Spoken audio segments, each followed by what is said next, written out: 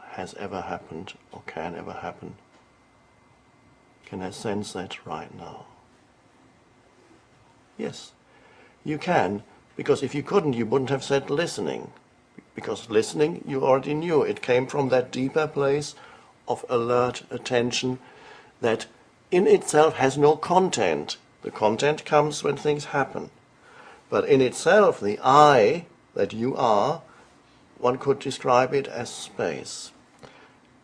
It's not lifeless, it's full of life. All of life comes out of that. But in itself, it is spacious. Buddha called it emptiness. And it's completely misunderstood by people because the university professors look at the word emptiness and then say the Buddhist teachings are life-denying. The total opposite is true, because Jesus called the same space the fullness of life.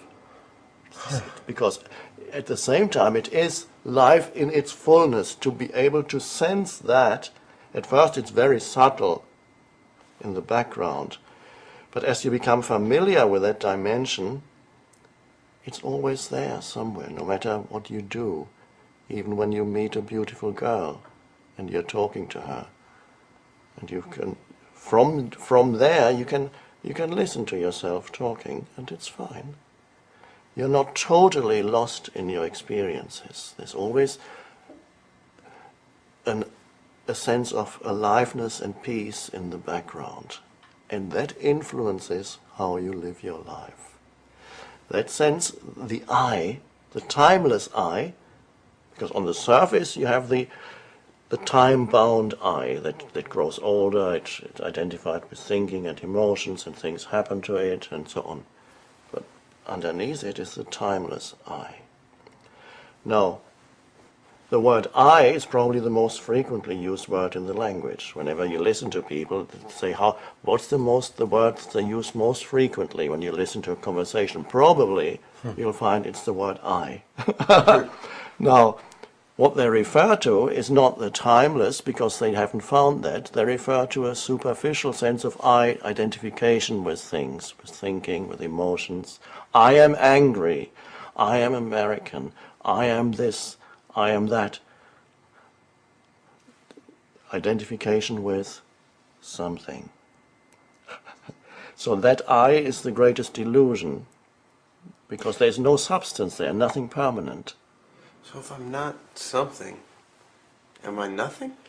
Yes, I would pronounce that differently, though. I would say, you are no thing. Now, there's a difference between no thing and nothing.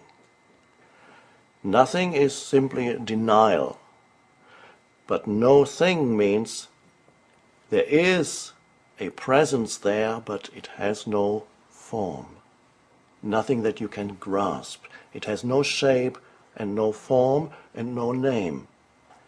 The ancient Chinese call it the Tao, which cannot be named.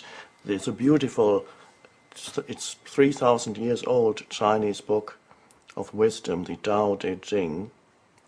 I recommend it to everybody. And the first line in it is, the Tao that can be named or spoken of is not the true Tao. And so that there is the presence that you sense, a presence that has no form. In ancient language, Christian, Hebrew, there's the word spirit. But I don't use that word because it's been used for hundreds of years and misunderstood. So if I used spirit, people would immediately have some image of what it is, some form, or call it the Holy Spirit, and there's hundreds of years of misconceptions of what spirit is, so we forget about the word spirit. But in its original true meaning, that's what spirit points to. The essence of who you are is formless. Now, we could use the word consciousness as the essence of who you are. And you can sense it, but you can never grasp it. And you cannot really know it. You can only know something that is not you, an object. Anything that becomes an object of consciousness. I look at this plant and I know it by looking at it and by having a thought for a name for it. I say, I know this plant. This plant is an object that arises in consciousness. And I look at you. I see a shape and a form. And obviously, what I see, nobody knows whether what you see out there is actually there, because the image that you have in your mind of your surrounding environment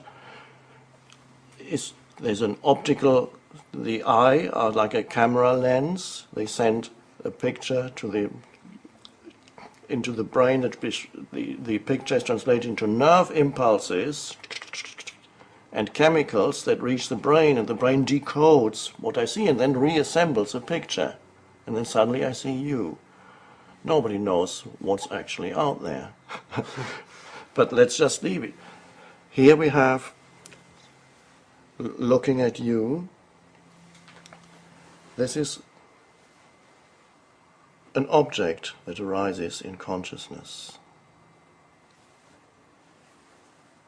in the space that I am. Then I look away, and another object arises in the space that I am. Or I listen to something that arises in the space that I am. A thought comes that arises in the space that I am. The presence that I am. But the presence itself, you can't know it in the way that you know a plant, or you know a person, or you know a sound, or you know a thought. Because it would have to reflect back on itself. You cannot make it into an object. So you cannot make yourself into an object of knowledge. You can only be that presence, but you can't know it because you would externalize it. And this is the mistake that humans have made over thousands of years. They made themselves into an object. And they talk about me and my story. I'm sure you have one. Yeah. The story of me. And so when you make yourself into an object, you live with yourself. Some people love themselves one day and they hate themselves the next day. And the following day they're not quite sure. And then you have and then you have feeling guilt. People have relationships with an image that they have in their mind of themselves, me. People talk to themselves in their mind. Well, that wasn't very good. You didn't do a good thing. Shouldn't have done that. Who is talking to whom? There's a voice in the head that talks to yourself. The mind has split itself in two and is talking to itself. And out of that continuous talking comes the story of me and identification with that. And the questions that you are going to ask probably have a lot to do with the story of me, to find out more about it, about my life. Because after all, that's what everybody is most interested in.